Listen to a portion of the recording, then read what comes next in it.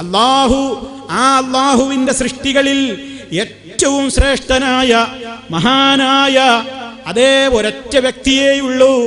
അതേ എല്ലാവരെക്കാളും ശ്രേഷ്ഠത കൽപ്പിക്കപ്പെടുന്ന, മഹത്വം കൽപ്പിക്കപ്പെടുന്ന ഒരാളാണല്ലോ മുഹമ്മദുർ റസൂലുള്ളാഹി സ്വല്ലല്ലാഹു അലൈഹി വസല്ലം.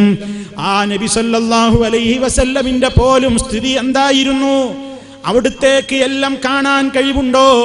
അവിടുത്തേക്ക് എല്ലാം കേൾക്കാൻ കഴിവുണ്ടായിരുന്നുവോ? അവിടുത്തേക്ക് എല്ലാം അറിയാൻ കഴിവുണ്ടായിരുന്നുവോ? ആരാണ് പറയേണ്ടത്? ആരാണ് മനസ്സിലാക്കിയത്? നബിതങ്ങളിൽ നിന്ന് ഇസ്ലാം പഠിച്ചിട്ടുള്ള സ്വഹാബാ കിറാം റളിയല്ലാഹു അൻഹും അവർ നബി സല്ലല്ലാഹു അലൈഹി വസല്ലമിനെ കുറിച്ച് എന്താ പഠിച്ചത്? അവരുടെ വിശ്വാസം എന്തായിരുന്നു? നമ്മൾ ആലോചിച്ചു നോക്കൂ. നബി തങ്ങൾ എവിടെ നിന്ന് വിളിച്ചാലും നമ്മുടെ വിളി കേൾക്കും എന്നതായിരുന്നുവോ അബൂബക്കർ റളിയല്ലാഹു അൻഹുവിന്റെ വിശ്വാസം? ഉമർ റളിയല്ലാഹു അൻഹു ആ വിശ്വാസക്കാരനായിരുന്നുവോ? സ്വഹാബാക്കളിൽ ആരെങ്കിലും, പുരുഷന്മാരോ സ്ത്രീകളോ ആരെങ്കിലും നബി സല്ലല്ലാഹു അലൈഹി വസല്ലമിന് അവിടുന്ന് ജീവിച്ചിരിക്കുന്ന കാലത്തെങ്കിലും ഞങ്ങൾ എവിടെ നിന്ന് വിളിച്ചാലും നബി തങ്ങൾ ഞങ്ങളുടെ വിളി കേൾക്കും എന്ന വിശ്വാസമുണ്ടായിരുന്നുവോ? ഈ ചോദ്യം നമ്മൾ സ്വന്തത്തോട് ചോദിക്കണം. എന്നിട്ട് ഉത്തരം കണ്ടെത്തണം. എന്താ ഉത്തരം? നബി തങ്ങളെ കുറിച്ച് അവരങ്ങനെ വിശ്വസിച്ചിട്ടില്ല. എല്ലാം കേൾക്കാൻ അല്ലാഹ്ക്കേ കഴിയൂ. നബി തങ്ങളുടെ കേൾവിക്ക് പരിധിയുണ്ട്. അതുകൊണ്ടാണ് റസൂൽ സല്ലല്ലാഹു അലൈഹി വസല്ലമിനോട് സ്വഹാബാ പുരുഷന്മാർക്കോ സ്ത്രീകൾക്കോ വല്ലതും ചോദിക്കാനുണ്ടെങ്കിൽ അവര് നബി തങ്ങൾ എവിടെയാണുള്ളത് എന്ന് അന്വേഷിച്ച് നബി തങ്ങളുടെ സന്നിധിയിൽ തന്നെ എത്തുന്നു. എന്താ കാരണം? നബി തങ്ങളുടെ സന്നിധിയിൽ നിന്നല്ലാതെ വീട്ടിൽ നിന്നോ ദൂരദിക്കിൽ നിന്നോ നബി തങ്ങളെ വിളിച്ചാൽ അവിടുന്ന് കേൾക്കൂല, ഉത്തരം ചെയ്യാനാവില്ല. അതുകൊണ്ട് പറയാനുള്ളത് പറയാൻ നബി തങ്ങൾ എവിടെയാണുള്ളതെങ്കിൽ അവിടേക്ക് വരുന്നു. നിങ്ങൾ നോക്കൂ, ഒരു സംഭവം. മദീനയിൽ മഴയില്ലാതെ വിഷമിച്ചു, സഹാബത്ത് വിഷമിച്ചു, ജനങ്ങളൊക്കെ വല്ലാതെ ബുദ്ധിമുട്ടി, കാലികൾ ചത്തൊടുങ്ങി, വെള്ളമില്ല, ദുരിതത്തിലായി, ദുരിതക്കയത്തിലായി. അതേ നബി സല്ലല്ലാഹു അലൈഹി വസല്ലമിനോട് സഹാബത്തതാ വന്നുകൊണ്ട് അവിടുത്തോട് പറയുന്നു, നബിയേ, അതേ ആകെ നഷ്ടത്തിലാണ്, ആകെ കഷ്ടത്തിലാണ് നബിയേ. അതുകൊണ്ട് അല്ലാഹുവിനോടൊന്ന് ദുആ ഇരക്കണേ, അല്ലാഹുവിനോടൊന്ന് പ്രാർത്ഥിക്കണേ നബിയേ. ഞങ്ങൾക്ക് മഴ തരാൻ വേണ്ടി അല്ലാഹുവിനോട് തങ്ങളൊന്ന് ദുആ ചെയ്യണേ.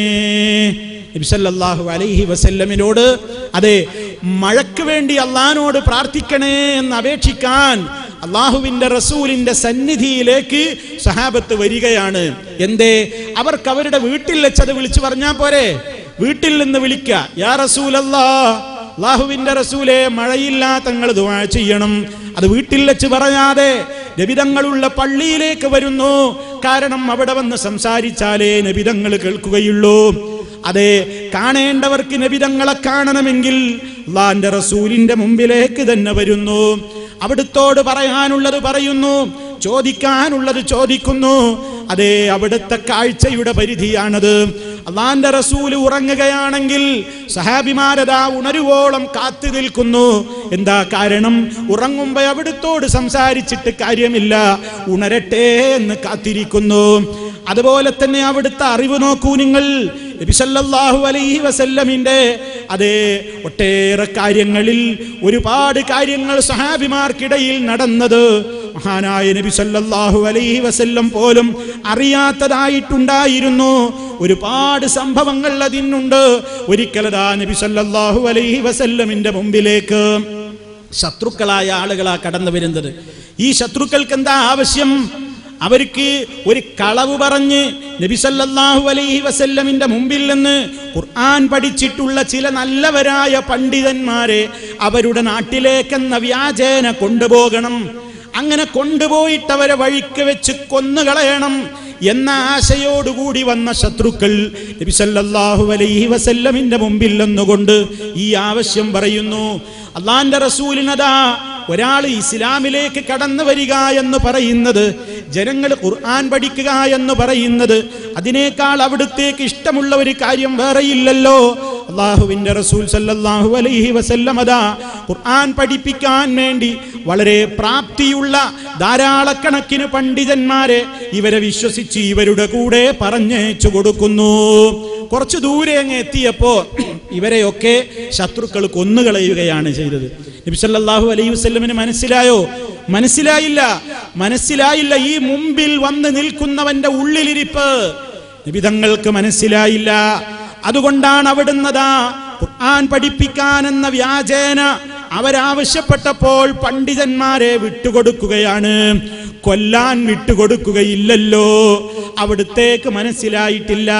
അതവിടുത്തെ അറിവിന്റെ പരിധിയാണ്. അല്ലാഹ് അറിയിച്ചു കൊടുക്കാത്ത കാര്യങ്ങൾ അറിയാൻ അവിടുത്തേക്കും സാധ്യമല്ല.